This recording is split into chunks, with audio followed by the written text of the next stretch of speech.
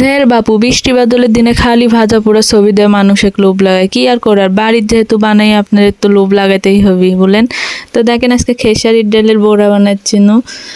তো এই জায়গায় পেঁয়াজ কাঁচামরিচ সব কাটা লিচ্ছি, আর মরিচগুলো কাটা লওয়ার পরে হাত দিয়ে আচ্ছা হাতে দমড়ায় মশলাই লওয়া লাগবে, যেন অল্প মরিচেই বেশি ঝাল হয়ে যায়। তারপরে এটি একে একে লবণ, কালি জিরা, জিরা সব কিছু দিয়ে ভালোভাবে মাখা নিতে হবে। আর পেঁয়াজিগুলো আরও মশমশে করার জন্য আপনারা চাইলে ধানের আটাটা একটু অ্যাড করতে পারেন, বেশি না, সামান্য পরিমাণে। করার পরে ভালোভাবে মাখায় নিয়ে যেদিকে তেল গরম দেওয়া হয়েছিল, তো এখন এই জায়গায় সব একটা একটা করে তেল গরম হয়ে গেলে দিয়ে দিতে হবে। এখন আবার অনেকে বলবেন পেঁয়াজি বানানো শিখাতে আসিস, আরে ভাই এই পেঁয়াজি কতজন পারে না।